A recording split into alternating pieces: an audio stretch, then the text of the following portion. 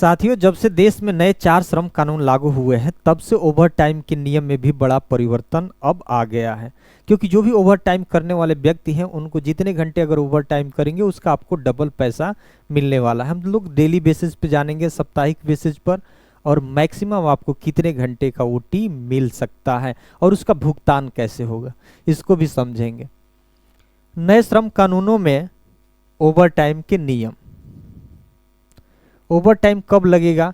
अगर कोई कर्मचारी एक दिन में 8 घंटे से ज़्यादा काम करे या एक हफ्ते में 48 घंटे से ज़्यादा काम करे तो अतिरिक्त समय ओवर टाइम यानी ओटी माना जाएगा। दोस्तों, इस नियम में जो प्रावधान है कि एक दिन अगर पर डे 8 घंटे काम करते हैं तो 8 × 6 48 घंटे आपको काम करना है। या अगर कंपनी कहती है कि नहीं 12 घंटे आप काम करिए तो 12 × 4 यानी 48 घंटे काम करिए। अगर कंपनी 12 घंटे काम कराती है तो 4 ही दिन आपको हफ्ते में काम करना है। अगर कंपनी 8 दिन काम कराती, 8 घंटे पर डे काम कराती है तो 6 दिन काम करना होगा। यानी आपको 48 घंटे से ज़्यादा काम नहीं करना है। अगर 48 घंटे से अगर आप ज़्यादा काम करते हैं, जैसे आपने 50 घंटे काम कर लिया, 56 घंटे काम कर लिया, 60 घंटे आपने काम कर लिया, तो 48 घंटे के बाद वाला जो भी घंटा होगा ओटी होगा, यानी उसका डबल पैसा आपको मिलेगा। इसमें 2 घंटे मिलेगा, इसमें कितना मिलेगा 6 × 2 8 घंटे मिलेगा, इसमें कितना मिलेगा 12 घंटे का डबल पैसा मिलेगा। यहाँ 4 घंटे का हो जाएगा, यहाँ पे 6 × 2 8 16 घंटे का हो जाएगा। इसी तरह से आपको डबल पैसा मिलेगा। यानी आपको 48 घंटे से अधिक जो भी अगर काम कराया जाता है आपसे तो उसका डबल पैसा मिलेगा। जैसे 8 घंटे इनको काम करना था, इनसे करा लिया 10 घंटे, 2 घंटा ओटी हो गया, 2 घंटा ओटी हो गया तो इनको कितने घंटे का पैसा मिलेगा आप जी? 4 घंटे का पैसा मिलेगा। साप्ताहिक बेसिस पे देख लीजिए, इनको 48 घंटे काम कराना था, इनसे 52 घंटे काम करा लिया गया। कितने घंटे अधिक ओवर टाइम हो गया? 4 घंटे। इनको कितने घंटे का पैसा मिलेगा? 8 घंटे का पैसा मिलेगा। अब यहां देखिए, अगर समझ लीजिए पर डे आपसे 8 ही घंटा काम कराया गया, लेकिन 6 दिन कराने के बदले में 7 दिन आपसे काम करा लिया गया, तो 8 × 7 = 56 घंटे काम कर लिए ना। आपको तो करना था 48 घंटे ही, तो कितने घंटे अधिक काम कर लिए? 8 घंटे अधिक काम कर लिए।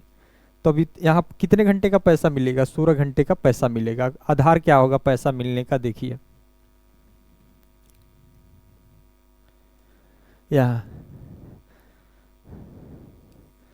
यहाँ देखिए, नए कानून में ओटी बेसिक पे डीए के डबल रेट पर।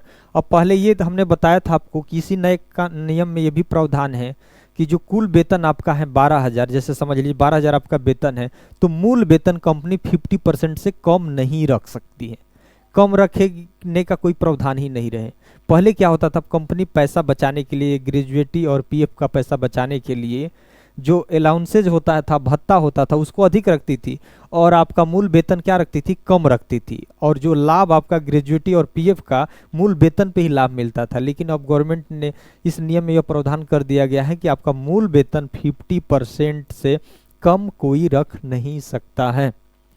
देखिए, बेसिक प्लस डीए किसी भी कर्मचारी का मान के चलिए 12,000 तनख्वाह है पर महीना आपका, तो 30 दिन में आपका 12,000 है, तो एक दिन का पैसा कितना पड़ेगा भाई? अगर एक महीने में आप 12,000 रुपया कमा रहे होंगे तो एक दिन में कितना कमाएंगे? 400 रुपया। कितना?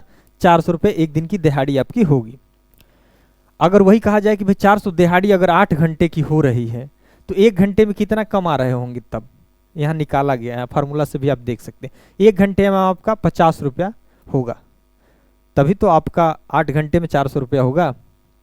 अब देखिए, तो 2 घंटा आपका ओटी हमने दिखाया ना, तो 2 घंटा का 100 रुपया होगा ना पर घंटा। लेकिन अब भाई तो डबल पैसा मिलेगा ना, क्योंकि ओटी में, तो अब यहाँ 200 रुपया हो जाएगा। यानी यहाँ आपको इस नियम के अनुसार तो भाई 2 घंटा अधिक काम किया तो 100 ही रुपया बन रहा था, लेकिन भाई ओटी में कहा गया है कि दुगना पैसा मिलेगा नए नियम में, तो अब यहाँ आपको 200 मिलेगा उसमें जोड़ के। मैक्सिमम 3 महीने में आपको 125 घंटे से अधिक ओटी नहीं मिल सकता है इस नियम के अनुसार। पहले आपको 50 से 75 घंटे का ही नियम था, 50 से 75 घंटे का नियम था कि इतना ओटी मिल सकता है, लेकिन अब 125 घंटे से ज़्यादा ओटी नहीं मिल सकता है। अगर ज़्यादा होगा तो यह गैर कानूनी माना जाएगा। ओटी से अब इसमें देखिए, ओवर टाइम से जुड़े मुख्य अधिकार, ओटी से इनकार नहीं कर सकते अगर कानून के अंदर है भाई ये सारी चीज़ें। ओटी का पैसा डबल रेट पर मिलेगा, महिलाएं भी ओटी कर सकती हैं सुरक्षा की शर्त पे, वो कंपनी को सारी सुरक्षाएं देनी होगी। उसके बाद 125 घंटे लिमिट क्रॉस नहीं कर सकते।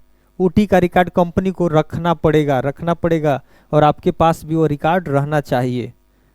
शिकायत कहाँ करेंगे? अगर कोई समस्या होगी तो लेबर कमिश्नर को करेंगे, स्टेट लेबर डिपार्टमेंट को करेंगे, श्रम सुविधा पोर्टल पे करेंगे, कंपनी के एचआर को लिखित रूप में शिकायत करेंगे, या व्हाट्सएप हेल्पलाइन कुछ भी होगा राज्य के हिसाब से, उस पर आप शिकायत कर सकते हैं। लेकिन ओटी को आपके पास भी लिखित रूप में प्रमाण होना चाहिए, कंपनी को भी समय समय पर उसका फीडिंग होना चाहिए, तभी तो उसके पास आपके पास एक सबूत होगा।